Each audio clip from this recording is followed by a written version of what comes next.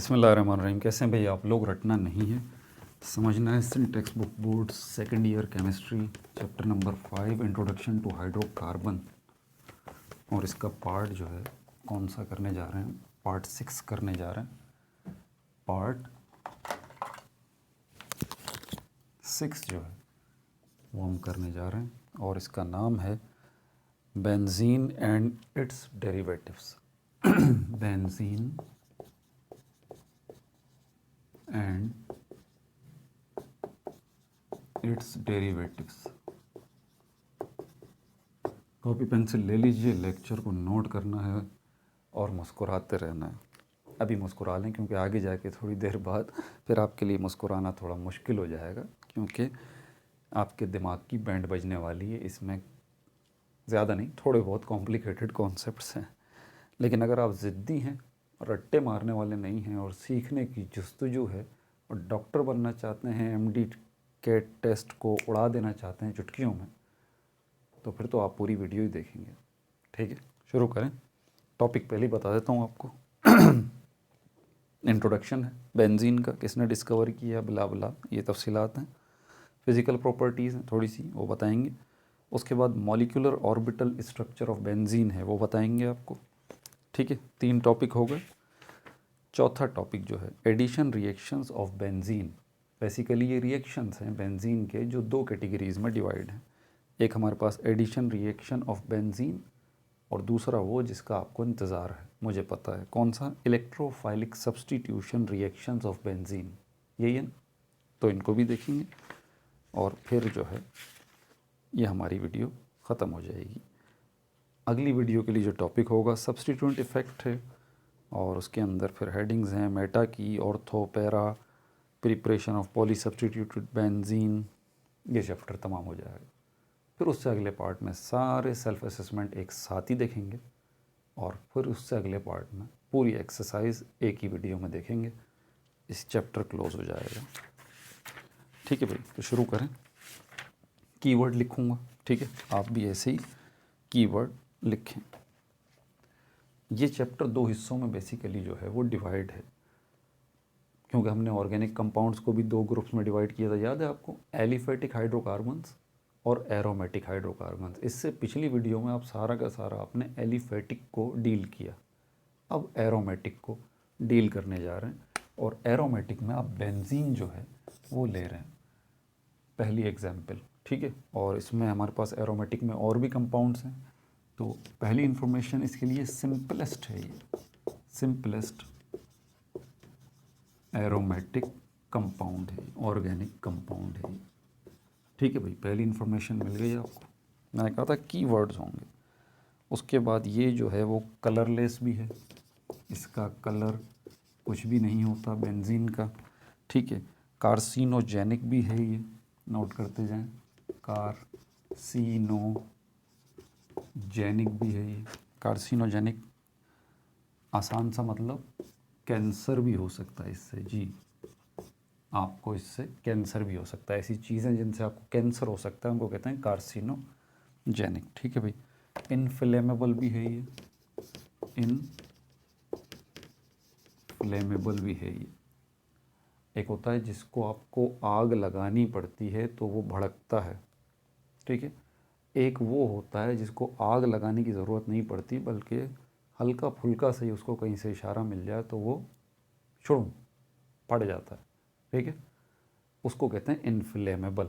तो ये इनफ्लेमेबल भी है बेंजीन। ठीक है भाई, ब्लैक फ्यूम्स, ब्लैक फ्लेम्स, काले काले शोले आपको नज़र आएंगे जब भी ये बर्न करेगा। ठीक है भाई। अच्छा, मॉलिक्यूलर फार्मूला इसका C6H6 है। देखिए है ना कीवर्ड्स, बिल्कुल कीवर्ड्स। आइसोलेट, सबसे पहले फर्स्ट आइसोलेट मतलब इसको अलग करना, आइसोलेट। ये नाम मुझे हमेशा हैरत होती है, ये शख्स क्या क्या था भाई? केमिस्ट भी, फिजिसिस्ट भी। ठीक है, माइकल फैराडे, माइकल फैराडे, एक बुक बाइंडर का लड़का। ठीक है, खुद भी बुक बाइंडर था, किताबें सिर्फ बाइंड करता था अपने बाप की दुकान पे और साइंस की किताबें बाइंड करते करते साइंस सीख गया, पढ़ते पढ़ते उन किताबों को। ठीक है भाई। तो ये माइकल फैराडे ने इसको अलग किया था सबसे पहले, कब? 1825 में। उसके बाद दूसरी शख्सियत जो आई वो कीकूल साहब थे, कीकूल 1865 में। इन्होंने इसका स्ट्रक्चर बताया, मॉलिक्यूलर स्ट्रक्चर बताया। ठीक है भाई। और क्या बताया इन्होंने, कीकूल ने, कि बेंजीन जो है वो साइक्लिक हेक्सागोनल मॉलिक्यूल है। ये स्ट्रक्चर ही है ना, साइक्लिक है। ये कीकूल ने बताया कि इसका स्ट्रक्चर कैसा है, साइक्लिक है, हेक्सागोनल है। हेक्सागोनल है, हेक्सा मतलब 6, गोनल मतलब किनारे। तो ये इस तरह का है ना। ये स्ट्रक्चर जो है वो कीकूल ने दिया था। ये सर्किल बाद में आया था बीच में। इस सर्किल की भी एक कहानी आगे चल के पता चलेगी। ये स्ट्रक्चर इसने कीकूल ने दिया था। ठीक है भाई। Hexagonal molecule, hexagonal molecule with alternate double bond, with alternate double bond. ठीक है। ये कीकूल ने इसका स्ट्रक्चर दिया था। अच्छा, आगे चलते हैं फिर मज़ीद इन्फॉर्मेशन इसके हवाले से। हक्कल, जिसका शुरू में भी जिक्र आया था, हक्कल ने भी कुछ इसके बारे में बातें की थी। उसने कहा था कि इसमें डी लोकलाइज्ड इलेक्ट्रॉन भी हैं। हक्कल, इसको भी अपने नोट्स में डाल लीजिए। हक्कल, इसने बोला इसमें डी लोकलाइज्ड इलेक्ट्रॉन मौजूद हैं इसके अंदर। और ये जो डी लोकलाइज्ड इलेक्ट्रॉन होते हैं ये एक जगह पर रुके हुए नहीं होते, बल्कि पूरे मॉलिक्यूल में मटरगश्त कर रहे होते हैं, घूम रहे होते हैं। ठीक है। मूविंग इन होल मॉलिक्यूल, इसको कहते हैं रिसोनेंस। ऐसे इलेक्ट्रॉन्स जिनको हम डी लोकलाइज्ड इलेक्ट्रॉन कह रहे हैं, तो ये ऐसे इलेक्ट्रॉन्स होते हैं जो कि पूरे मॉलिक्यूल में घूम रहे होते हैं। ठीक है। और इस चीज़ को कहते हैं रिसोनेंस। रिसोनेंस, इसके ऊपर भी आगे बात होगी। तो ये डी लोकलाइजेशन ऑफ इलेक्ट्रॉन्स वाली जो बात की, ये किसने कही? हक्कल ने कही। इसी बात को मैं यूँ कह सकता हूँ कि रिसोनेंस वाली जो बात बोली वो हक्कल ने बोली कि भाई इस बेंजीन के मॉलिक्यूल में बहुत सारे इलेक्ट्रॉन ऐसे हैं जो डी लोकलाइज्ड हैं। ठीक है। वो पूरे मॉलिक्यूल में घूमते रहते हैं। वो कौन से हैं, आगे बात होगी इसके ऊपर। ठीक है भाई। अच्छा, फिज़िकल प्रॉपर्टीज़ देख लेते हैं इसकी। फिज़िकल प्रॉपर्टीज़ एक टॉपिक हो गया इंट्रोडक्शन का। फिज़िकल प्रॉपर्टीज़, इसके भी कीवर्ड्स लेंगे डायरेक्टली। ठीक है। फिज़िकल प्रॉपर्टीज़ में तो कलरलेस, तो ये आपको पता ही है। ठीक है। इसका जो मॉलिक्यूलर मास है, इसका मॉलिक्यूलर मास है 78 ग्राम, 78 ग्राम पर मोल। ठीक है भाई। और क्या बात है इसके, मेल्टिंग पॉइंट इसका है, मेल्टिंग पॉइंट इसका है 5.5 डिग्री सेंटीग्रेड। ठीक है। और बॉइलिंग पॉइंट 80 डिग्री सेंटीग्रेड है इसका। बॉइलिंग पॉइंट इसका 80 डिग्री सेंटीग्रेड है। ठीक है। इसकी डेंसिटी जो है, डेंसिटी इसकी है 0.88 ग्राम, 0.88 ग्राम पर क्यूबिक सेंटीमीटर, पर क्यूबिक सेंटीमीटर। ठीक है। ये ग्राम लिखा हुआ है, ग्राम, GM, ग्राम पर क्यूबिक सेंटीमीटर। इनसॉल्यूबल है, डिज़ोल्व नहीं हो सकता इसके अंदर, वाटर में, लेकिन सॉल्यूबल है, सॉल्यूबल है ऑर्गेनिक सॉल्वेंट्स में, ऑर्गेनिक सॉल्वेंट्स में, जैसे कि ईथर है, एसीटोन है, क्लोरोफॉर्म। ईथर, एसीटोन और chloroform, chloroform. Form chloroform etcetera और भी ऑर्गेनिक सॉल्वेंट्स हैं। ठीक है भाई, प्रॉपर्टीज़ की भी बात होगी। सर आप तो कह रहे थे दिमाग का बैंड बज जाएगा, अभी तक तो ऐसी कोई दिमाग के बैंड बजने वाली बात नहीं, पिक्चर भी बाकी है भाई, थोड़ा सा सांस लें। अभी चलते हैं molecular orbital structure of benzene, इसको भी देख लें sir.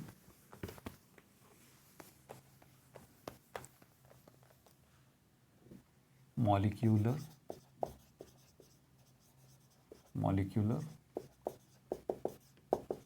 Orbital structure of benzene C6H6। ये क्या होता है? नाम से ही पता लग रहा है, मॉलिक्यूलर ऑर्बिटल स्ट्रक्चर, यानी कि जो बेंजीन के मॉलिक्यूल का स्ट्रक्चर है आप उसके बारे में अब जानने जा रहे हैं। ठीक है, तो पहले स्ट्रक्चर बना लेता हूँ मैं इसका। 6 कार्बन है, इस तरह से सिंगल बॉन्ड बना लेते हैं, अल्टरनेट डबल बॉन्ड्स है। ठीक है, एक यहाँ बना लेता हूँ, इसको छोड़ें, यहाँ बना, इसको छोड़ें, यहाँ बना लेता हूँ। अल्टरनेट का मतलब ये होता है एक को छोड़ के दूसरा, तो अल्टरनेट डबल बॉन्ड्स हैं। कार्बन 4 बॉन्ड अपने पूरे बनाएगा, तो ऑब्वियस सी बात है यहाँ हाइड्रोजन चाहिए, यहाँ भी हाइड्रोजन चाहिए, यहाँ भी हाइड्रोजन चाहिए, यहाँ भी हाइड्रोजन, यहाँ भी हाइड्रोजन और यहाँ भी हाइड्रोजन। ये बन गया स्ट्रक्चर इसका बेंजीन का। अब आगे अगर आपको मेरी बातें समझनी है तो दोबारा आपको जाना पड़ेगा हाइब्रिडाइजेशन के कॉन्सेप्ट पर। हाइब्रिडाइजेशन, यहाँ जो कार्बन है ये कौन सी हाइब्रिडाइजेशन करते हैं? sp2 वाली, sp2। अब इस कार्बन को ले लेते हैं, हाइड्रोजन थोड़ा इससे मैं आगे करके यूँ बना देता हूँ। अब इस कार्बन को लें, ये आपका टारगेट है। इस कार्बन ने 2 बॉन्ड इस कार्बन के साथ बनाए हुए, 1 बॉन्ड इस हाइड्रोजन के साथ बनाया हुआ और 1 बॉन्ड इसके साथ बनाया। लेकिन कैसे? वही कि कार्बन जो है इसके पास 6 इलेक्ट्रॉन है, पहले शेल में 1s के अंदर 2 इलेक्ट्रॉन आ गए, 1s2, और उसके बाद ये 2s2 नहीं है और ना ही ये 2s है, और ये भी px नहीं है, py नहीं है, ये pz ज़रूर है। ये क्यों 2s नहीं है, क्यों px नहीं है? क्योंकि यहाँ हाइब्रिडाइजेशन का प्रोसेस हो चुका। अब ये है sp2 हाइब्रिड ऑर्बिटल, ये भी है sp2 हाइब्रिड ऑर्बिटल, और ये तीसरा वाला भी है sp2 हाइब्रिड ऑर्बिटल। ये है आखिरी वाला अनहाइब्रिड, और जो इसमें 2 इलेक्ट्रॉन नज़र आ रहे थे अब एक एक नज़र आएंगे। जो बच्चे पिछली वीडियोस देख चुके हैं वो तो समझ गए होंगे कि सर हाइब्रिडाइजेशन ये तफसील से बता चुके हैं, तीनों वीडियोस में तफसील से बता चुका हूँ। ठीक है, अल्केन वाले टॉपिक में भी structure of ethane, structure of ethene, structure of ethyne, तीनों के अंदर मैंने sp हाइब्रिडाइजेशन समझाई है, sp3, sp2, sp। ठीक है, इसलिए इस पर मज़ीद बात नहीं होगी। अभी तो डायरेक्टली आपसे बात करूँगा कि भाई ये कार्बन है और ये 4 इसके ऑर्बिटल हैं। पहला वाला sp2, दूसरा वाला sp2, तीसरा वाला sp2, चौथा वाला pz। ये जो 3 हैं ये कौन से हैं? Hybrid orbital. ठीक है, और ये वाला जो है चौथा वाला अनहाइब्रिड ऑर्बिटल है। ये चौथा वाला क्या है? Unhybrid orbital. इसने हाइब्रिडाइजेशन में हिस्सा नहीं लिया, इन तीनों ने लिया, इसलिए ये तीनों क्या हैं? हाइब्रिड ऑर्बिटल, हाइब्रिड ऑर्बिटल है। ठीक है भाई, तो ये कार्बन के 4 ऑर्बिटल हैं, ये रहा कार्बन, और ये 4 ऑर्बिटल अब क्या करेंगे? बॉन्ड बनाएंगे। कार्बन ने इस हाइड्रोजन के साथ जो बॉन्ड बनाया उसमें उसने sp को, अपने एक sp2 को इस्तेमाल किया और सिग्मा बॉन्ड बनाया। इस कार्बन ने इस कार्बन के साथ जो अपना ऑर्बिटल इस्तेमाल किया वो ये दूसरा वाला किया, sp2, और कौन सा बॉन्ड बनाया? सिग्मा बॉन्ड बनाया। पहला बॉन्ड जो बनता है हमेशा सिग्मा बनता है, डबल और ट्रिपल बॉन्ड पे पाई बॉन्ड की बारी आती है। ठीक है भाई, ये वाला भी निमट गया, ये वाला भी निमट गया। अब ये कार्बन इस कार्बन के साथ जो पहला बॉन्ड बनाएगा वो अपने हाइब्रिड ऑर्बिटल sp2 जो आखिरी का बच चुका है ये, इससे बनाएगा। और कौन सा बॉन्ड बनाएगा? Sigma bond. ठीक है। अब ये रह गया आखिरी वाला अनहाइब्रिड ऑर्बिटल। ये दूसरा बॉन्ड जो बनाएगा इस कार्बन के साथ, ये किससे बनाएगा? pz से। ठीक है। और कौन सा बॉन्ड बनाएगा? ये बनाएगा पाई बॉन्ड। ये जो पाई बॉन्ड बना रहा है यहाँ पर, इसके अंदर जो इलेक्ट्रॉन है वही इलेक्ट्रॉन कहलाता है डीलोकेलाइज्ड इलेक्ट्रॉन। ये बात ज़हन नशीन करनी है आपने। ठीक है। ये तो एक कार्बन की बात हो गई, इसके चारों ऑर्बिटल्स की बात हो गई, चारों बॉन्ड्स की बात हो गई।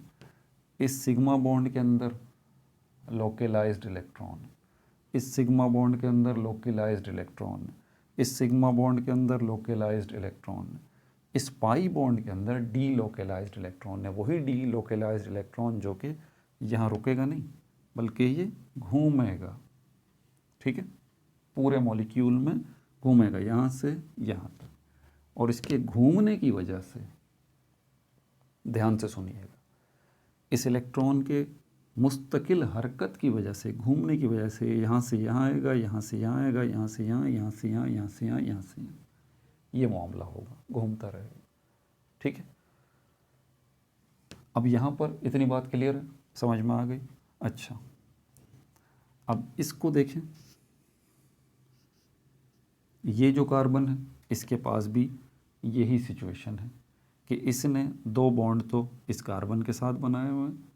जो काम इस कार्बन का आपने सुना है ना, एज इट इज़ वो इसका भी है, एज इट इज़ वो इसका भी है, एज इट इज़ वो इसका भी है, वो इसका भी है और वो इसका भी है। यहाँ पर इस कार्बन पे आपने 4 बॉन्ड बनते हुए देखें तो ये भी 4 ही बॉन्ड बनाएगा, ये भी 4 ही बॉन्ड बनाएगा, ये भी 4 ही बॉन्ड बनाएगा, ये भी 4 ही बॉन्ड बनाएगा। ठीक है। इनके हाइड्रोजन अलग कर देते हैं, ये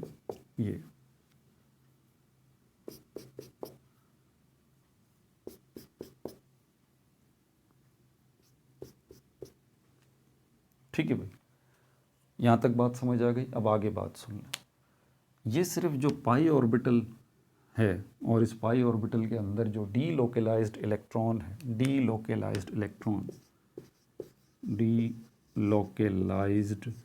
इलेक्ट्रॉन, वो सिर्फ एक ही नहीं है बल्कि इसके पास भी ऐसा ही एक डीलोकेलाइज्ड इलेक्ट्रॉन है। तो एक यहाँ पर हो गया, एक यहाँ पर हो गया, 2 इलेक्ट्रॉन हो गए। तीसरा डीलोकेलाइज्ड इलेक्ट्रॉन इसके पास हो गया।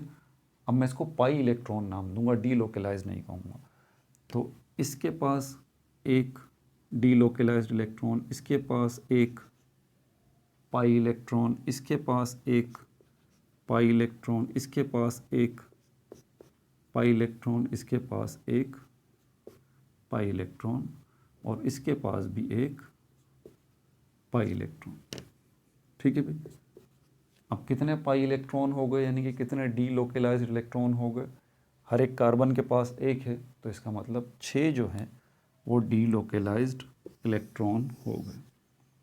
ये 6 के 6 जो है वो घूमते रहेंगे पूरे स्ट्रक्चर के अंदर।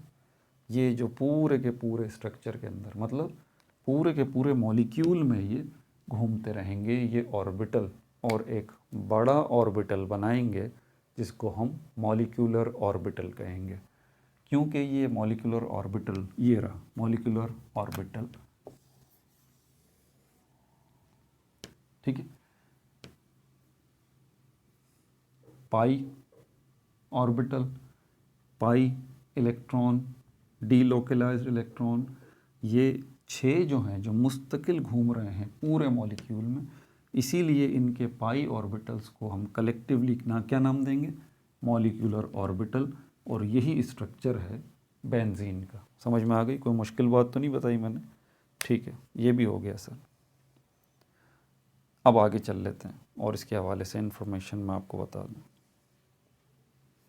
इसी स्ट्रक्चर को मैं थोड़ा सा और आपको बताता हूँ यहाँ पर, उसको समझना आपको ज़रूरी है।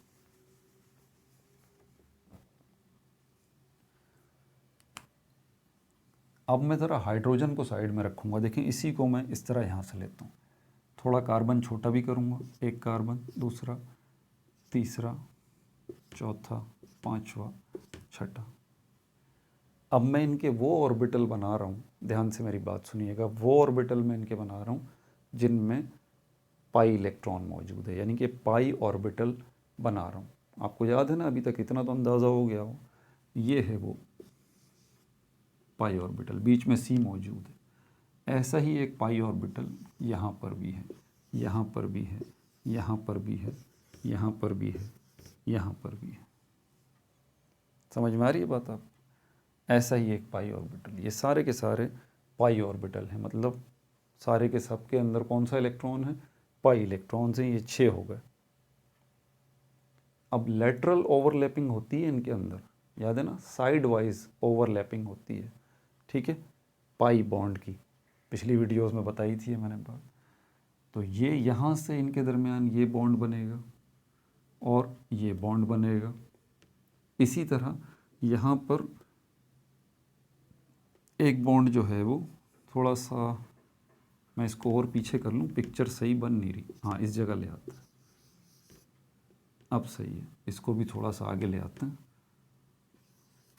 ये सी आ गया, ये सी कार्बन को रिप्रेजेंट कर रहा है, ठीक है। एक बॉन्ड इसने यहाँ बनाया, ये देखें ये साइड वाइज ओवरलैपिंग है। सिग्मा बॉन्ड्स का तो जिक्र ही नहीं हो रहा, अभी सिर्फ पाई बॉन्ड्स का, पाई ऑर्बिटल्स का, पाई इलेक्ट्रॉन्स की बात हो रही है। और याद रहे ये पाई इलेक्ट्रॉन्स मुस्तकिल हालत हरकत में है पूरे इसके अंदर, ठीक है भाई। ये भी हो गया। और ये यहाँ पर भी आपको बॉन्ड जो है वो एक नज़र आएगा, इसी तरह का बॉन्ड जो है आपको यहाँ भी नज़र आएगा, यहाँ भी नज़र आएगा, यहाँ भी नज़र आएगा। और इसी तरह इसको भी थोड़ा सा आगे करें, यहाँ भी नज़र आए। अगर मैं इसको मज़ीद क्लियर करूँ यहाँ पर, तो ऐसी सिचुएशन होगी, ये दो ऑर्बिटल्स के दरमियान ये पाई बॉन्ड बना हुआ है, पाई बॉन्ड, ठीक है। यही वो पाई बॉन्ड्स हैं, यहाँ तो मैं पूरे तरीके से इनको बना नहीं पा रहा हूँ, ठीक है, यही वो पाई बॉन्ड्स हैं। अब क्योंकि ये पाई बॉन्ड जो है किसकी वजह से बन रहे हैं? पाई इलेक्ट्रॉन्स की वजह से। और पाई इलेक्ट्रॉन्स जो हैं वो मैं कह रहा हूँ कि एक जगह रुक ही नहीं रहे हैं, तो जहाँ इलेक्ट्रॉन जाएगा वहीं उसका ऑर्बिटल भी जाएगा, तो ये इनके ऑर्बिटल्स भी पूरे स्ट्रक्चर में घूमते रहेंगे। यहाँ पर भी ऐसा ही मामला है। ये जो है सेंटर है, सेंटर है। अगर एक लाइन में यूं खींचूं ऐसे, तो आप देखेंगे ऊपर वाला पोर्शन और नीचे वाला पोर्शन, ये जो मैंने लाइन खींची है ना, ठीक है, बीच में से ये जो मैंने लाइन खींची है, ये क्या है? इसको हम कहते हैं प्लेन, प्लेन कहते हैं, ठीक है। ऐसा ही ये प्लेन यहाँ पर भी है, यहाँ पर भी है। अब इस प्लेन के दो पोर्शन हो गए, एक ऊपर प्लेन है और एक नीचे प्लेन है। अगर आप गौर करें तो ये पाई ऑर्बिटल्स जो हैं अबव, जो ये प्लेन के अबव और प्लेन के बिलो, तो प्लेन के अबव आप देखेंगे तो आपको कितने ऑर्बिटल्स नजर आएंगे? 3 पाई ऑर्बिटल्स,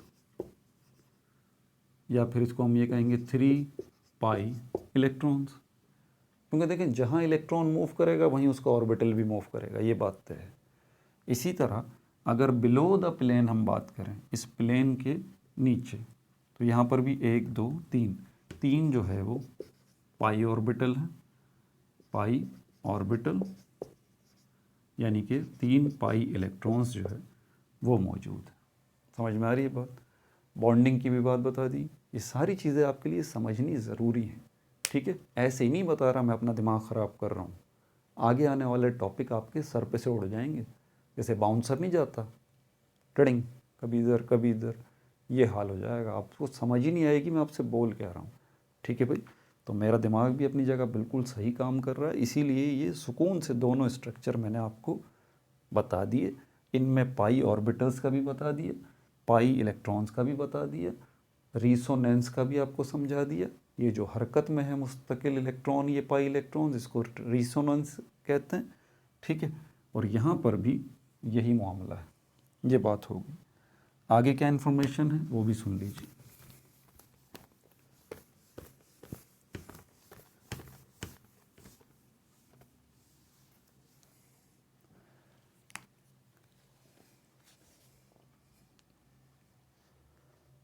अब यहाँ पर एक तो ये बात हो गई है। अच्छा, बॉन्ड एंगल जो है, बॉन्ड एंगल, इसको भी ज़रा नोट कर लीजिए। बॉन्ड एंगल जो है वो 120 डिग्री का है, ठीक है, ये भी इंफॉर्मेशन हो गई। बॉन्ड लेंथ जो है, बॉन्ड लेंथ जो है वो 1.39 एंगस्ट्रॉम, ठीक है भाई, ये बॉन्ड लेंथ हो गई।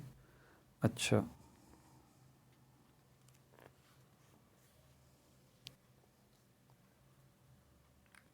ये बात भी हो गई, ठीक है, सारी चीज़ें मैंने आपको बता दी, ठीक है भाई। ये टॉपिक हमारा मॉलिक्यूलर ऑर्बिटल स्ट्रक्चर का ये तमाम हो गया, सारी मैंने आपको चीज़ें बता दी, ज़हन-नशीन रखिएगा, इनका आगे जिक्र आएगा। अब चलते हैं यहाँ पर जो कीकूल ने स्ट्रक्चर दिया है, पेज नंबर 123 पे है, रिसोनेंस हाइब्रिड, ये क्या है, इसको भी ज़रा आप समझिए।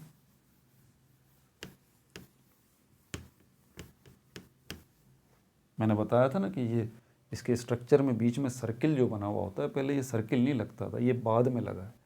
कीकूल साहब ने जो है ये बताई थी बात, ठीक है। तो यहाँ पर हमारे पास है एक रिसोनेंस हाइब्रिड, रिसोनेंस हाइब्रिड, ये क्या है? ये हाइब्रिड वर्ड जब भी आए ना, आप इसका समझ जाएंगे, इसका मतलब है मिक्सचर, मिक्सचर। ये रिसोनेंस हाइब्रिड असल में स्ट्रक्चर ऑफ बेंजीन भी है, स्ट्रक्चर ऑफ बेंजीन है। अब आप बोल रहे होंगे सर ये स्ट्रक्चर ऑफ बेंजीन तो अभी बता चुके आप, इस तरह का स्ट्रक्चर है जिसमें अल्टरनेट डबल बॉन्ड्स हैं, ये बात तो हो गई, बिल्कुल हो गई, लेकिन पूरी नहीं हुई। उसकी वजह क्या है? कीकूल ने ये जब स्ट्रक्चर दिया था, और कीकूल ने ये बात बोली थी, और सॉरी हक्कल ने ये बात बोली थी आगे चल के कि भाई इसमें रिसोनेंस का कॉन्सेप्ट भी है। हक्कल ने ये बात बोली कि इसमें डीलोकलाइज्ड इलेक्ट्रॉन भी है। आप सिर्फ इस तरह से मामला अल्टरनेट डबल बॉन्ड लगा के मसला हल नहीं कर सकते बेंजीन का। ये जब एक बात में कहते कहते पहले रुक गया था। अगर ये डीलोकलाइज्ड इलेक्ट्रॉन या ये पाई इलेक्ट्रॉन्स मुस्तकिल हरकत में है, देखें इलेक्ट्रॉन होता है ऑर्बिटल में, तो वो इलेक्ट्रॉन जो कि पाई ऑर्बिटल में हैं, जो पाई ऑर्बिटल में हैं, उन्हीं इलेक्ट्रॉन्स को हम कह रहे हैं पाई इलेक्ट्रॉन। जो इलेक्ट्रॉन पाई ऑर्बिटल में है उन्हीं को हम कह रहे हैं पाई इलेक्ट्रॉन।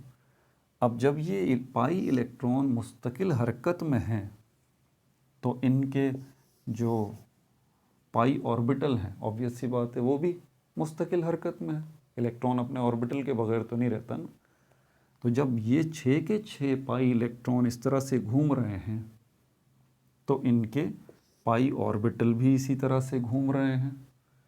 और आपको पता है कि जब बॉन्ड बनता है तो बॉन्ड जो बनाते हैं वो ये ऑर्बिटल और ऑर्बिटल, ऑर्बिटल से ऑर्बिटल मिलते हैं आपस में तो बॉन्ड बनता है, ठीक है। जब ये पाई इलेक्ट्रॉन मुस्तकिल घूम रहे हैं तो इनके पाई ऑर्बिटल भी मुस्तकिल घूम रहे हैं। तो फिर मुझे ज़रा बताइए ये डबल बॉन्ड यहाँ पर रुका है, रुकेगा क्या? भाई ये डबल बॉन्ड तो था ही पाई ऑर्बिटल की वजह से ना, पाई इलेक्ट्रॉन की वजह से था, याद आया? अब जब पाई इलेक्ट्रॉन 6 के 6 मुस्तकिल घूम रहे हैं तो इसका मतलब ये हुआ कि इन 6 पाई इलेक्ट्रॉन्स के 6 पाई ऑर्बिटल भी मुस्तकिल घूम रहे हैं। और जब 6 पाई ऑर्बिटल मुस्तकिल पूरे मॉलिक्यूल में घूम रहे हैं तो ऑब्वियस सी बात है बॉन्डिंग तो डिस्टर्ब होगी, बॉन्डिंग तो डिस्टर्ब होगी। तो ये फिर इस स्ट्रक्चर से मामला हल नहीं होगा। अब क्या करें? तो ये डबल बॉन्ड भी फिर मुस्तकिल हरकत में होगा। ठीक है, तो ये दूसरा स्ट्रक्चर जो है ये इंट्रोड्यूस कराया गया। बोला यहाँ पर नहीं बल्कि यहाँ पर, यहाँ पर और यहाँ पर अल्टरनेट डबल बॉन्ड्स मौजूद हैं, क्योंकि मुस्तकिल हरकत में है। तो कभी तो ये स्ट्रक्चर चल रहा है, कभी ये स्ट्रक्चर चल रहा है। फिर इसका जाके मसला हल हुआ। बोला भाई ऐसा करते हैं, इन दोनों स्ट्रक्चर्स को मिक्स कर देते हैं, यानी कि इनका हाइब्रिड बना लेते हैं। जब हाइब्रिड बनाएंगे तो इसका कैसी शक्ल बनेगी? ऐसी।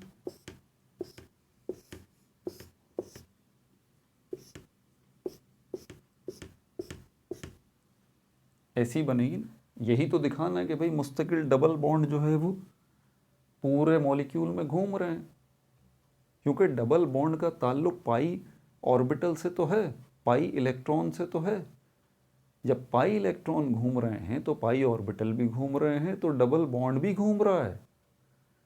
ये सारे डबल बॉन्ड घूम रहे हैं, तभी तो ये मसला हुआ था। और फिर इसी की शक्ल को आगे एक सर्किल की शक्ल दे दी गई इस तरह से, ये घूम के ये। और अब फाइनली जो हम बेंजीन का स्ट्रक्चर बनाते हैं वो इस तरह से बनाते हैं। ये समझ आ गई बात? इसको कहा जाता है क्या? ये है रिसोनेंस हाइब्रिड। ये वाला, ये वाला, ये रिसोनेंस हाइब्रिड है। अब आपको समझ में आया, क्योंकि इसमें रिसोनेंस की वजह से, यानी कि इलेक्ट्रॉन्स के डीलोकेलाइज्ड होने की वजह से ये हाइब्रिड हो रहा है। ये हाइब्रिड हो रहा है, ये मिक्स शक्ल का आपको नज़र आ रहा है। ठीक है भाई, ये बात भी हो गई। अब चलते हैं इसके रिएक्शंस की तरफ। रिएक्शंस बेंजीन के मैंने दो तरह के बताए थे आपको। पहला वाला रिएक्शन तो आसान है, ठीक है, एडिशन रिएक्शन। एडिशन रिएक्शन, पहला वाला रिएक्शन तो आसान है। मतलब दो ग्रुप्स में हमने डिवाइड कर दिया इन रिएक्शंस को। जो बेंजीन रिएक्शन करता है इसको दो ग्रुप में डिवाइड कर दिया हमने। पहला वाला हमारे पास जो ग्रुप है इसमें है एडिशन रिएक्शन, एडिशन रिएक्शंस। और दूसरा वाला है हमारे पास इलेक्ट्रोफाइलिक, इलेक्ट्रोफाइलिक सब्स्टिट्यूशन, सब्स्टिट्यूशन रिएक्शन। ये दो ग्रुप हैं। पहले ग्रुप को देख लेते हैं, एडिशन रिएक्शन। एडिशन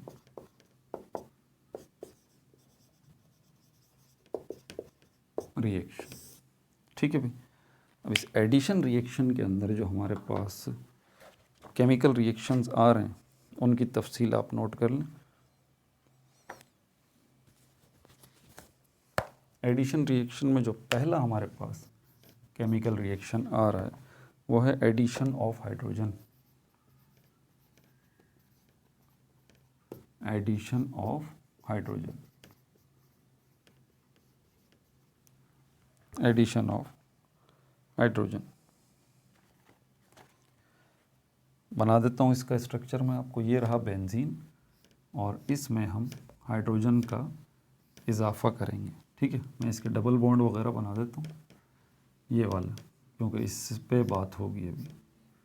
ये हमारे पास आ गया बेंजीन का नॉर्मल स्ट्रक्चर। 3 हाइड्रोजन की ज़रूरत है यहाँ पर हमें, और यहाँ पर आपको एक कैटलिस्ट जो है निकल, उसको भी इंट्रोड्यूस कराना पड़ेगा। 200 डिग्री सेंटीग्रेड टेम्परेचर भी देना पड़ेगा और प्रेशर देना पड़ेगा 30 एटमॉस्फेरिक प्रेशर। ठीक है, तो तब जाके ये हाइड्रोजन गैस जो है इस बेंजीन के साथ रिएक्ट करेगी, जब आप ये शर्तें पूरी कर देंगे तो। और उसके नतीजे में होगा क्या? उसके नतीजे में सिर्फ ये होगा कि ये डबल बॉन्ड जो है ये चले जाएंगे और सिंगल बॉन्ड आपको नज़र आएगा। अब ये जो किनारियाँ नज़र आ रही हैं ना आपको, यहाँ पर कार्बन है, ये कार्बन को रिप्रेजेंट करते हैं ये कॉर्नर्स। ये कार्बन को रिप्रेजेंट करते हैं। ये शक्ल जो हमारे पास कहलाएगी इसको हम कहेंगे साइक्लोहेक्सेन। साइक्लोहेक्सेन, इसको हम ये नाम देंगे। ठीक है। अब आप बोल रहे होंगे सर ये आपने हाइड्रोजन को इसके साथ रिएक्ट करवाया है तो हाइड्रोजन तो कहीं नज़र ही नहीं आ रहा। ये अंडरस्टूड है भाई, ये अंडरस्टूड है। इस कार्बन को देख लीजिए, 2 बॉन्ड अगर इसको बनाने हैं तो ये 4 बॉन्ड अगर इसको बनाने हैं तो 1 बॉन्ड तो इसने इस कार्बन के साथ बना लिया, 1 बॉन्ड इसने इस कार्बन के साथ बना लिया। तो यहाँ पर फिर क्या होगा, 2 मज़ीद बॉन्ड किसके साथ बनेंगे, हाइड्रोजन के साथ। ये CH2 है। ठीक है। और ये वाला भी यही करेगा, ये वाला भी यही करेगा। 3 2 6, अच्छा 3 2 6 हो जाएगा ये। अब ये हमारे पास हाइड्रोजन इस तरह से ऐड हो जाएगा और ये बन जाएगा cyclohexane. CH2 CH2 CH2 CH2 CH2 और CH2 इस तरह से। ठीक है भाई, ये इक्वेशन बैलेंस नहीं है अभी, ठीक है, क्योंकि बल्कि इक्वेशन बैलेंस है, बिल्कुल बैलेंस है भाई। याद आ गया मुझे, ये बेंजीन जो है इसके साथ भी तो 1 1 हाइड्रोजन लगा हुआ है और ओरिजिनल पहले वाले ही, तो मज़ीद 1 1 हाइड्रोजन की और ज़रूरत है। तो ये 6 हाइड्रोजन के एटम इस तरह से लग जाएंगे इस 1 1 के साथ। तो ये H2 H2 H2 H2 H2 H2, ठीक है। और ये जो डबल बॉन्डिंग है ये ख़त्म हो जाएगी और ये पूरा का पूरा साइक्लोहेक्सेन जो है वो ये बन जाएगा। ठीक है भाई। अच्छा, आगे और देखते हैं। दूसरा एडिशन ऑफ हैलोजन है।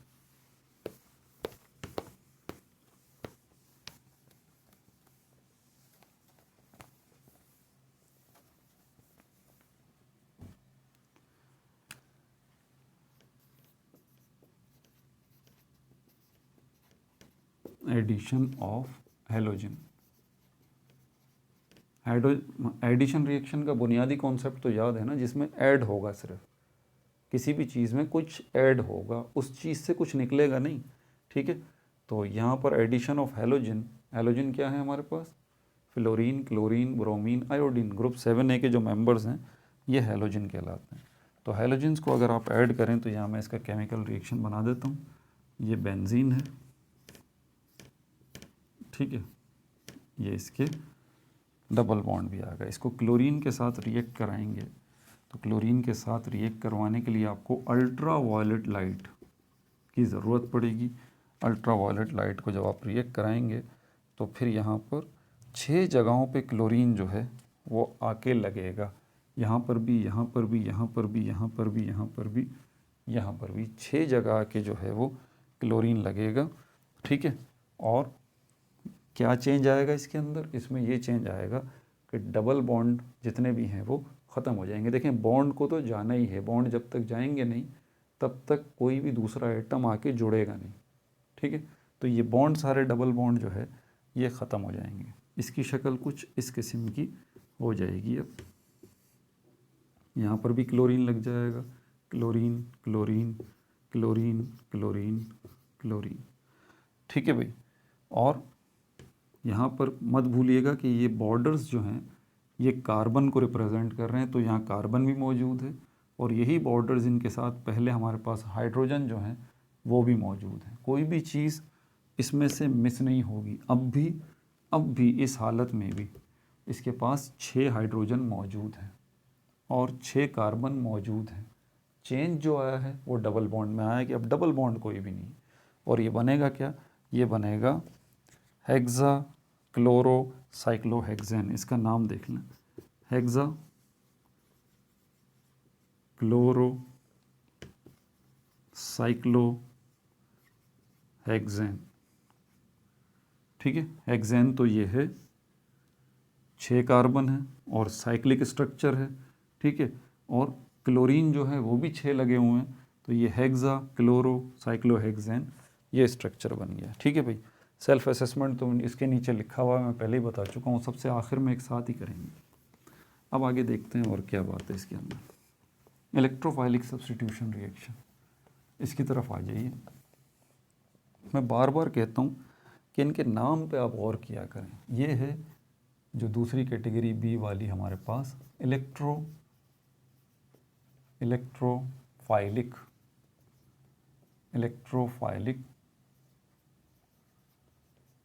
Substitution reaction. अभी सब्स्टिट्यूट का मतलब ये होता है मुतबादिल। जो चीज़ मौजूद है ना, कोई दूसरी चीज़ आके उसकी जगह ले रही है तो वो उसका मुतबादिल है। तो सब्स्टिट्यूशन का प्रोसेस हो रहा है यहाँ पर भी। क्या सब्स्टिट्यूट हो रहा है? इलेक्ट्रोफाइलिक है ये, तो ये इलेक्ट्रोफाइलिक वर्ड निकला है इलेक्ट्रोफाइल से। इलेक्ट्रोफाइल, ये इलेक्ट्रोफाइल होता क्या है? एनी पॉजिटिव स्पीशी, बल्कि स्पीशी तो मुश्किल हो जाएगा आपके लिए। एनी पॉजिटिव एटम या मॉलिक्यूल, ये आपकी सहूलत के लिए मैंने लिख दिया, वरना एटम का वर्ड मुझे इस्तेमाल नहीं करना चाहिए, ना मॉलिक्यूल का। इसकी मिसाल मैं आपको देता हूँ। जैसे यहाँ पर हमारे पास 2-3 मिसालें हैं, मैं उनके नाम बता देता हूँ आपको। एक हमारे पास जैसे क्लोरीन है, क्लोरीन प्लस, ठीक है। एक ये है, इसका भी नाम है, आगे बताता हूँ आपको। ये इलेक्ट्रोफाइल्स की एग्जांपल्स हैं। ये भी इलेक्ट्रोफाइल है, पॉजिटिव है ना, यानी क्या है? पॉजिटिव एटम या मॉलिक्यूल। एटम में देख लें, हालांकि ये मोनो एटॉमिक आयन है। उसके बाद हमारे पास ये R प्लस है, ये क्या है ये भी बताता हूँ। उसके बाद COR प्लस है, सबके साथ प्लस आएगा, ठीक है। और उसके बाद हमारे पास जो है वो NO2 प्लस है, और उसके बाद हमारे पास जो है SO3H प्लस है। इसको नोट कर लें और याद कर लें, क्योंकि सारा गेम आगे इन्हीं का है। मैं आपको बताऊंगा दोबारा कि भाई ये ज़रा निकाल लीजिए और इसको देख लें आप, इसी की ज़रूरत पड़ेगी अभी। आगे आने वाले सारे केमिकल रिएक्शंस इन पे डिपेंड करते हैं।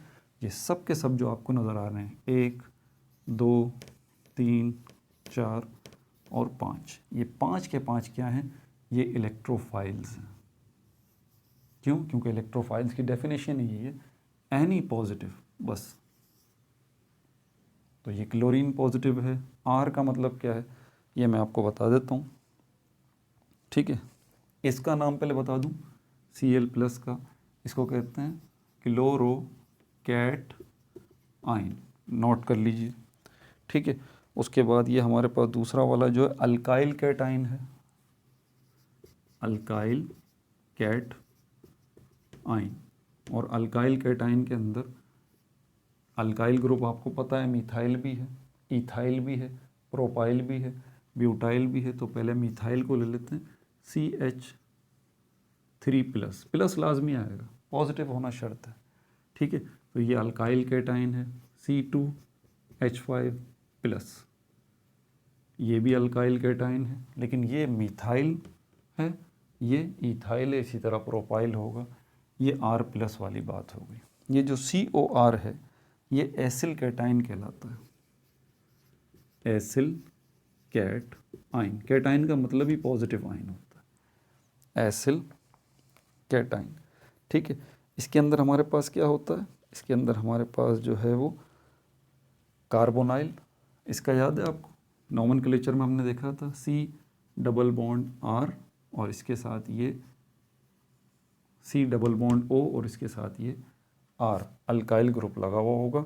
जो भी होगा इसके साथ वो पॉजिटिव होगा, COR। ये भी आगे आएगा, टेंशन लेने की ज़रूरत नहीं, ठीक है। वहाँ तफसील से बात होगी। इनको समझे बगैर तो आगे आने वाले केमिकल रिएक्शन ही नहीं समझ सकते भैया आप।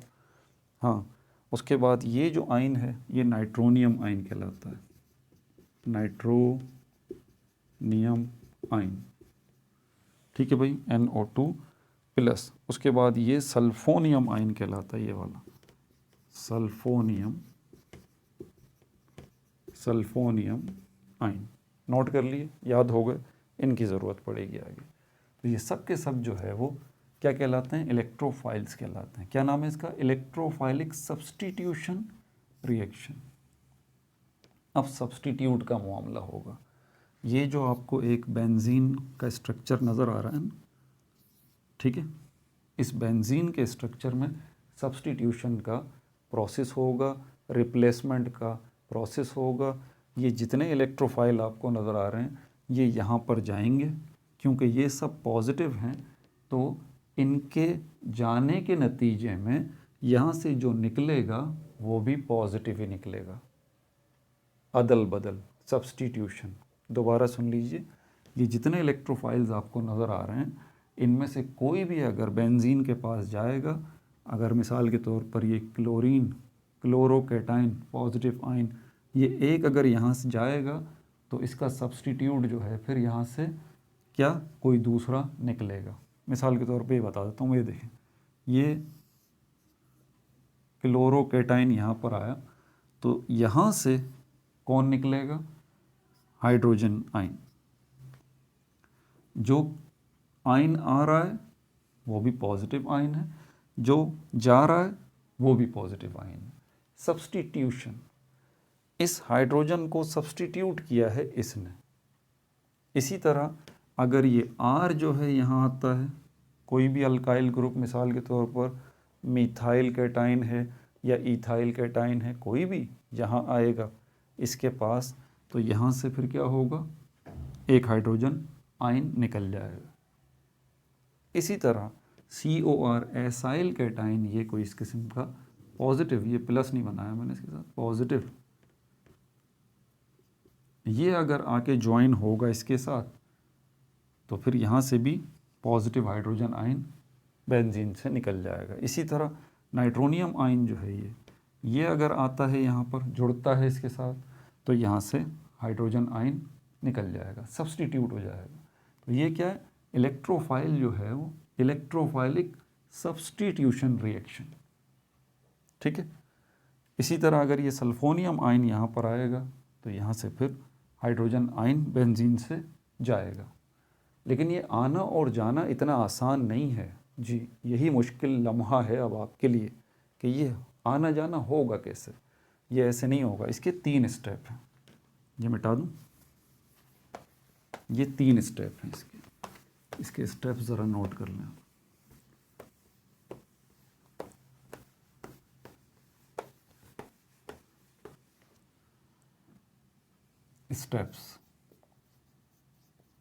स्टेप्स ऑफ इलेक्ट्रोफाइलिक सब्स्टिट्यूशन रिएक्शन, ठीक है भाई।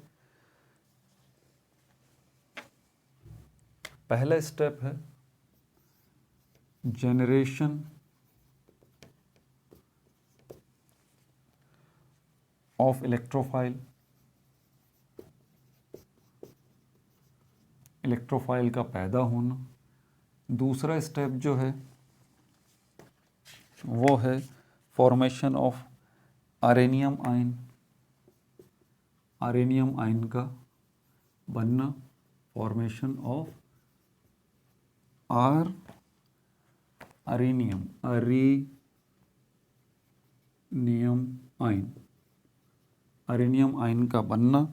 और तीसरा स्टेप है abstraction of proton, abstraction of proton. अब ये जनरेशन वाला जो है, पहला वाला जनरेशन ऑफ इलेक्ट्रोफाइल, इसको ज़रा आप सुन लीजिए कि जनरेट कैसे होगा।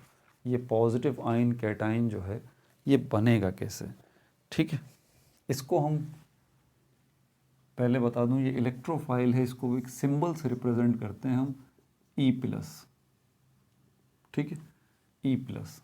तो अगर मैं अब इलेक्ट्रोफाइल नहीं लिखूंगा, मैं E+ लिखूंगा, आप समझ जाइएगा इलेक्ट्रोफाइल की बात हो रही है, ठीक है भाई। तो ये क्या होगा, ये अलग होगा, सेपरेशन ऑफ इलेक्ट्रोफाइल, इलेक्ट्रोफाइल जो है वो अलग होगा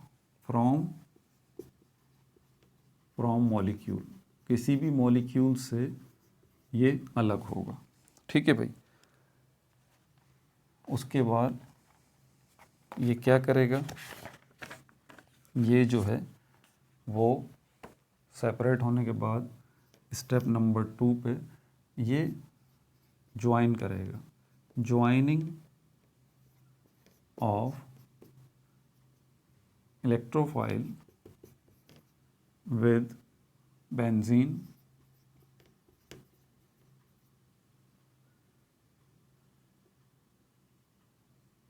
and make any one carbon positive. ठीक है भाई, ये इलेक्ट्रोफाइल अलग हो गया मॉलिक्यूल से। ये इलेक्ट्रोफाइल जाएगा बेंजीन के पास, बेंजीन से जाके अटैच होगा और वहाँ पे किसी भी एक जो है वो कार्बन के एटम को क्या बना देगा, पॉजिटिव बना देगा। जब ये इलेक्ट्रोफाइल किसी दूसरे कार्बन एटम को पॉजिटिव बना रहा है तो फिर ये इसकी पॉजिटिविटी तो ख़त्म हो जाएगी ना। Now electrophile has become neutral. Electrophile खुद न्यूट्रल हो चुका, देखें प्लस मैंने इसके ऊपर नहीं लगाया, ये न्यूट्रल है। इसने अपना पॉजिटिव चार्ज जो है वो किसी कार्बन को देके कार्बन को पॉजिटिव बना दिया। ठीक है, अच्छा अब क्या होगा, circulation of this positive charge, circulation of this positive charge in all carbons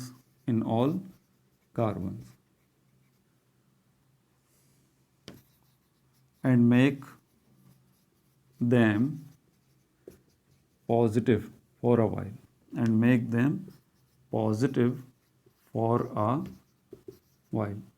अब ये पॉजिटिव चार्ज जो है पूरे घूमता रहेगा इसके अंदर, जितने कार्बन है carbon carbon carbon carbon carbon carbon ये, और ये इलेक्ट्रोफाइल यहाँ पे ये न्यूट्रल हालत में आपको जुड़ा हुआ नज़र आ रहा है। ये पहला वाला मिसाल के तौर पे कार्बन जो है वो पॉजिटिवली चार्ज हो चुका, तो इसकी पॉजिटिविटी, ये चार्ज इसी कार्बन पे नहीं रुकेगा बल्कि ये आगे घूमता रहेगा, सर्कुलेट होता रहेगा। यहाँ से निकल के पॉजिटिव चार्ज यहाँ आ जाएगा, यहाँ से निकल के ये पॉजिटिव चार्ज यहाँ आ जाएगा, यहाँ से निकल के ये यहाँ आ जाएगा, यहाँ से निकल के ये यहाँ आ जाएगा, यहाँ से निकल के यहाँ आ जाएगा, यहाँ से निकल के यहाँ आ जाएगा। मीन्स ये कि ये एक जगह पर ये पॉजिटिव चार्ज जो ये इलेक्ट्रोफाइल पॉजिटिव चार्ज लाया है वो कार्बन एटम्स पे घूमता रहेगा। Finally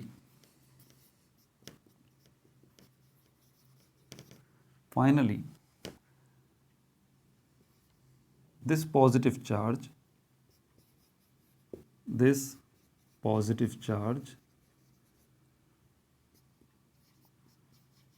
in the form of hydrogen ion, जो कि एक्चुअली एक प्रोटॉन है,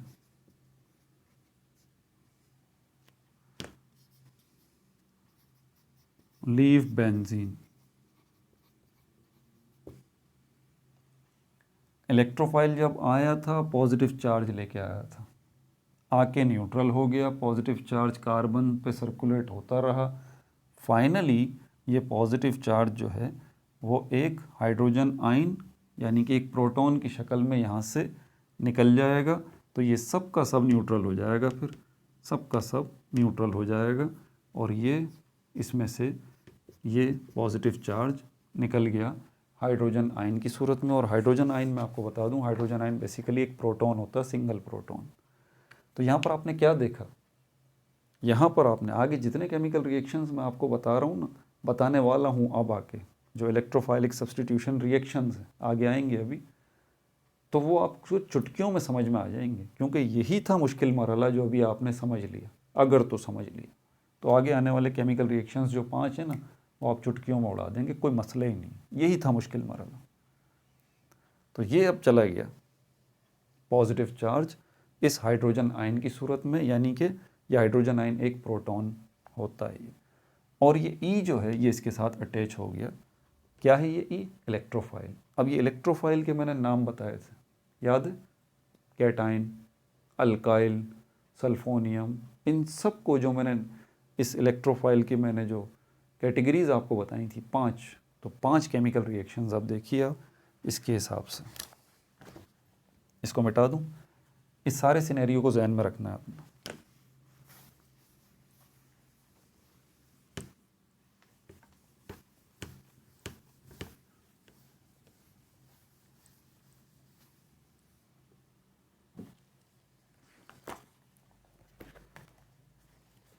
ठीक है भाई, स्टेप्स भी हो गए।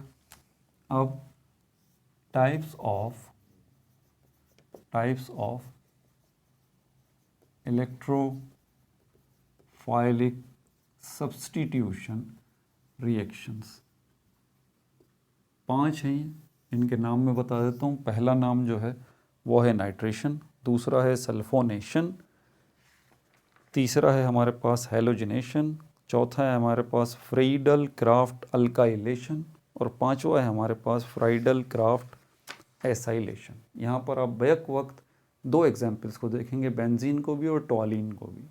ठीक है, तो सबसे पहले स्ट्रक्चर मैं आपको बना दूँ। ये नाइट्रेशन देख लें आप। नाइट्रेशन से कुछ याद आया आपको?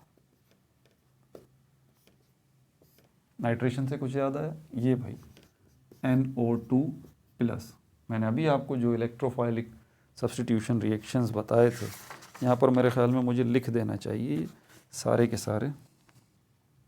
ये क्लोरीन, क्लोरोकेटाइन, उसके बाद ये अल्काइल केटाइन, ये सब इलेक्ट्रोफाइल्स हैं। उसके बाद ये एसिल केटाइन, उसके बाद नाइट्रोनियम आयन NO2+, और उसके बाद सल्फोनियम आयन SO3H+। इन्हीं को आप देखेंगे।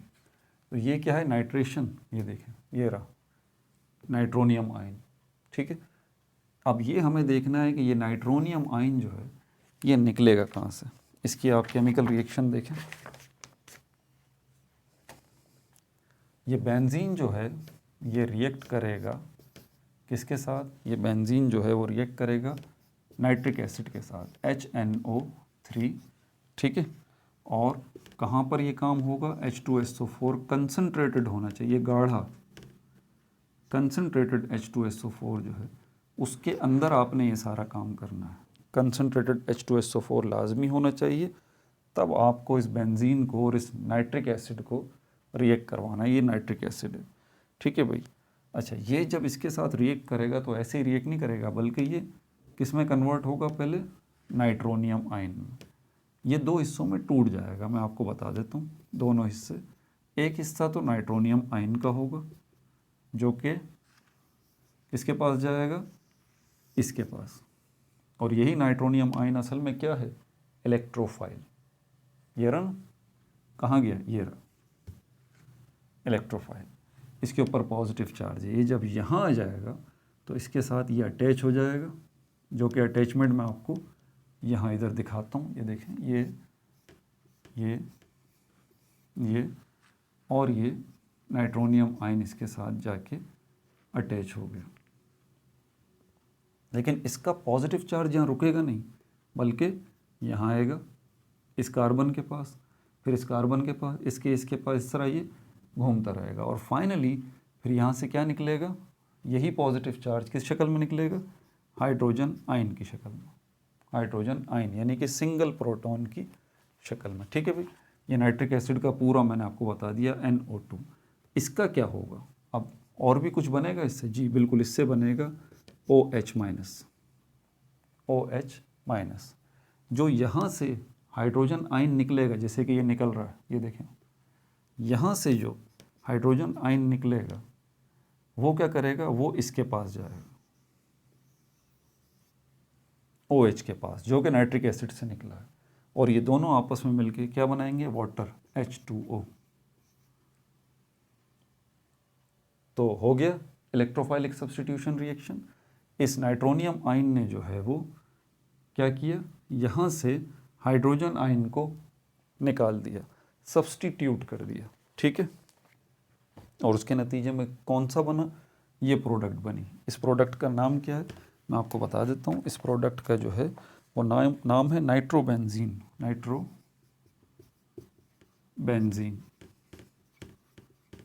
नाइट्रोबेंजीन। ठीक है भाई।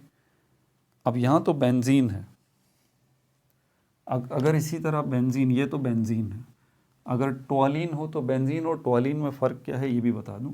सिर्फ टॉलिन जो है उसमें CH3 यहाँ पर ये मिथाइल जो है वो ग्रुप लगा हुआ होता है।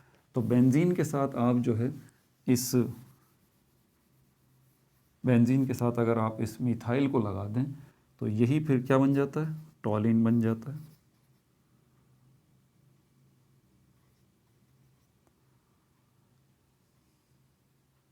ठीक है भाई, टॉलिन। फ़र्क जहन में रहेगा बेंजीन का और टॉलिन का? नहीं भी रहेगा तो अभी बेंजीन और टॉलिन की मिसालें आगे चल रही हैं, जहन में बैठ जाएगा आपको।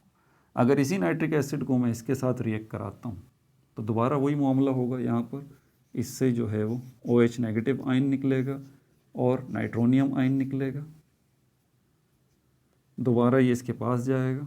फ़र्क सिर्फ ये है कि प्रोडक्ट थोड़ी सी अब चेंज बनेगी। ये यहाँ पर जब आ जाएगा तो उसके बाद जो पोजीशन बनेगी कि इस जगह पे आके, इस जगह पे नहीं बल्कि हाँ इस जगह पे जो है ये नाइट्रोनियम आयन अपनी जगह बनाएगा। ये देखिए,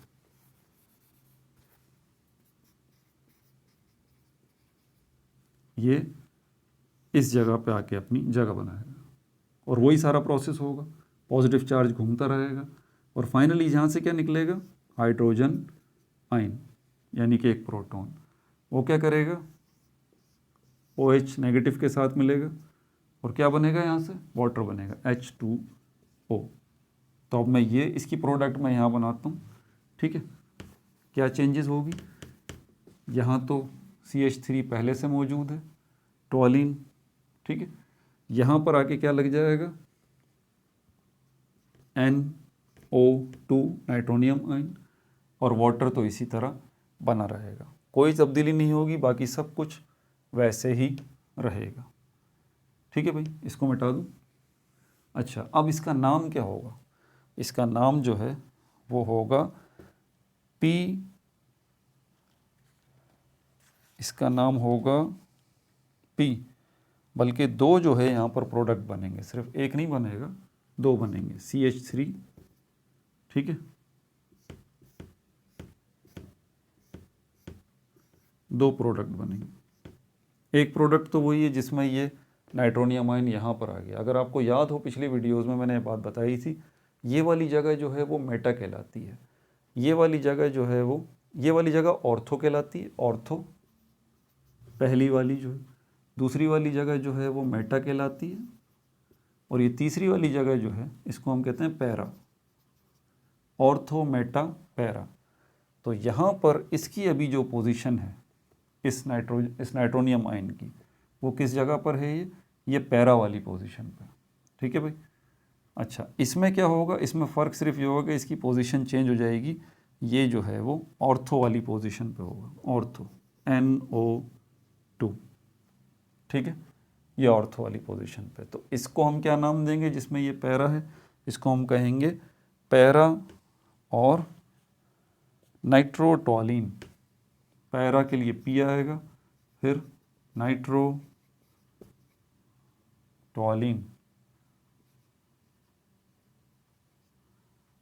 ये इसका नाम हो जाएगा। अच्छा, इसका नाम क्या होगा, ये ऑर्थो पोजीशन पे, तो ऑर्थो के लिए हम O इस्तेमाल करते हैं, ऑर्थो नाइट्रोटॉलिन।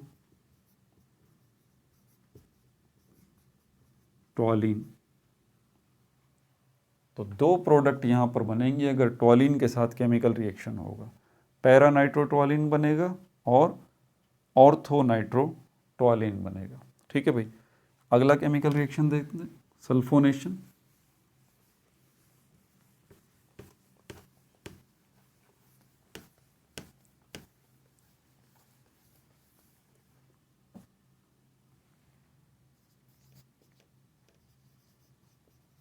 सल्फोनेशन, इसके नाम से अंदाज़ा हो गया होगा कि अब ये जो है वो सल्फोनियम आयन जो है इसका किरदार आप देखेंगे। सल्फोनियम आयन का इसका केमिकल रिएक्शन बनाओ, यहाँ पर भी आप बेंजीन और टॉलिन दोनों को देखेंगे। ये हो गया बेंजीन हमारे पास, ठीक है, ये किसके साथ रिएक्ट करेगा, H2SO4 के साथ, सल्फ्यूरिक एसिड के साथ ये जो है वो रिएक्ट करेगा। कंसनट्रेटेड होना चाहिए ये सल्फ्यूरिक एसिड, ठीक है। और यहाँ पर आपको टेम्परेचर देना है 50 से 60 डिग्री के दरमियान का, 50 से 60 डिग्री के दरमियान का। तो फाइनली ये आपके पास बन जाएगा SO3H प्लस नहीं होगा इसके साथ, ठीक है, और वाटर H2 और वाटर। अब यहाँ से ये पोजीशन इसकी कैसे बनी, तो इसको देखें, ये दो हिस्सों में टूट जाएगा सल्फ्यूरिक एसिड, ठीक है। हाइड्रोक्साइड आयन में टूट जाएगा और ये किस में टूट जाएगा, SO3H प्लस सल्फोनियम आयन। यही सल्फोनियम आयन यहाँ आएगा, पॉजिटिव चार्ज अपना एक कार्बन को देगा, फिर वो पॉजिटिव चार्ज घूमता रहेगा। फाइनली वो पॉजिटिव चार्ज जो है वो हाइड्रोजन आयन की सूरत में यहाँ से निकलेगा, यानी कि प्रोटॉन की सूरत में। और सल्फ्यूरिक एसिड से जो OH निकला था इसके साथ रिएक्ट करके क्या बनाएगा, वाटर। यही चीज़ें बार बार आप सुनेंगे। तो ये सल्फोनेशन बेंजीन तक हो गया। क्या टॉलिन का भी मामला है यहाँ पर? जी बिल्कुल, यहाँ पर टॉलिन का भी मामला है, वो मैं आपको बता देता हूँ, ठीक है। लेकिन पहले इसी में बेंजीन के साथ एक और काम भी, एक और केमिकल रिएक्शन भी है, वो भी देख लें। आपने जो सल्फ्यूरिक एसिड अभी लिया था ना, वो फ्यूमिंग नहीं था। अब जो आप सल्फ्यूरिक एसिड लेंगे ना, वो आप फ्यूमिंग लेंगे। ये फ्यूमिंग सल्फ्यूरिक एसिड कौन सा होता है, ये सुन लीजिए ज़रा आप। Fuming sulphuric acid H2SO4, H2SO4, किसको हम फ्यूमिंग सल्फ्यूरिक एसिड कहते हैं? ये असल में मिक्सचर होता है, मिक्सचर होता है सल्फर ट्राइऑक्साइड गैस का और सल्फ्यूरिक एसिड का।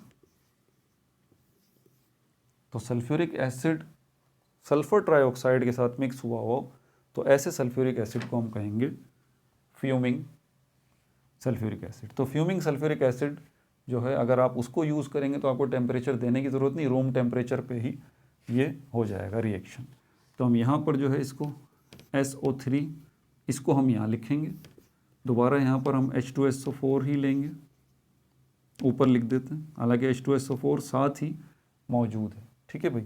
तो यहाँ पर दोबारा जो है अब क्या काम होने जा रहा है, यहाँ पर वही इससे क्या होगा, OH आयन नेगेटिव और सल्फोनियम आयन पॉजिटिव, ये रिलीज़ हो जाएंगे।